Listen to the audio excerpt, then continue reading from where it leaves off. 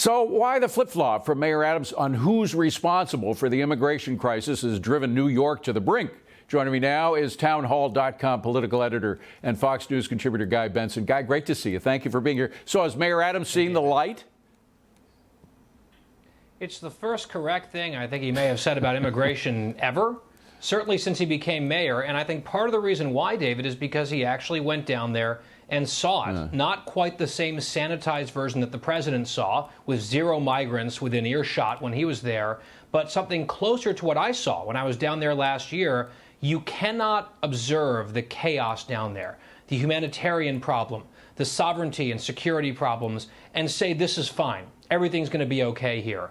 It's clearly, evidently, patently not any of those things. If you see it up close and personal, then you couple that with the fact that he has had all this incoming from Texas and elsewhere, bus loads of these illegal immigrants coming to his city, which they say very proudly is a sanctuary city, but now they're full. There's no more room at the inn. Their resources are strained. And I think Adams is like, okay, we've reached our limit of preening and sort of virtue signaling. This has to stop.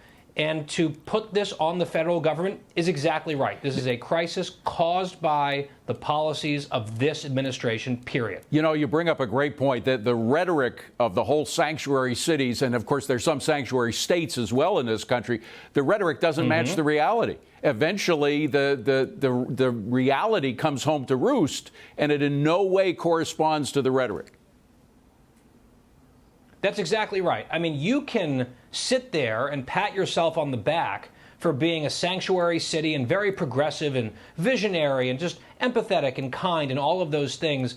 But when even a fraction of the actual human crisis at the border is brought to your doorstep, all of a sudden we're seeing this not just in New York, but some of these other progressive areas as well, these enclaves from Martha's Vineyard to Chicago. It's like, whoa, hang on. OK, that's not what we were really bargaining for. That's not what we were quite talking about. And for that reason, David, I think it is maybe not too early to declare the decision from Governor Abbott, Governor Ducey, the former governor of Arizona, and to some extent as well Governor DeSantis in Florida, the stunt that the White House has condemned so many times of putting migrants on planes and buses. I think it has been an unmitigated success. It has brought attention to the issue. It has really highlighted and spotlighted the hypocrisy of some of these sanctuary jurisdictions, and it's driven New York to such a point, to the brink, where the Democratic mayor of that city is finally placing the blame where it belongs. So hats off in particular to Governor Abbott. Although we should mention that the busloads, while they got a lot of attention, the busloads being sent there by the governors of Florida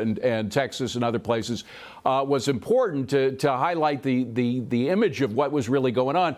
Most of the migrants came just from the flow from the federal government because the processors down in Texas and Arizona had to send them somewhere. And they were originally, remember, they were sending them to New York in the dead of night in these midnight flights into New York. So while there's also the fact that my wife was watching with me, Mayor Adams, talking about this today, and she had a slightly cynical take, but frankly, there's a lot of truth to it. The federal government has money that they can allocate to cities and states that the states can't generate themselves in order to deal with this. And isn't part of putting the finger on the federal government as the blame a hope that they'll get money from the federal government to deal with the situation they have?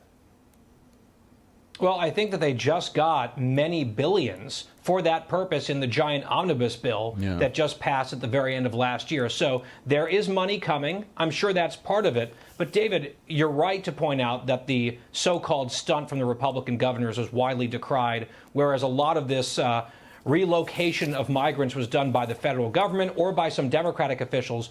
The key difference, David, is when Republicans do it, it's evil and it's human trafficking. Right. When Democrats do it, it's necessary. That's the media style book on that, just to help. But yeah, look, whatever the reason was, whatever brought him to this point, for the Democratic mayor of the largest city in the country, who is trying to talk a good progressive game on this thing for months and trash talking the Republicans and all of that, to actually go down there, see what was going on, call it a crisis, and lay it at the doorstep of Joe Biden and the federal government and the Biden administration, That's a win for the truth, even if there's some cynicism attached but the to it. classic way, the Democrat way of dealing with things is to spend money on it. You have an education problem, you spend a lot of money on it, that'll solve it. Well, of course, we know it doesn't. And you look at what is happening in New York, where they have these hotels that are just overrun by filth and problems because you're just trying to spend money giving these migrants who come in $500 a night rooms.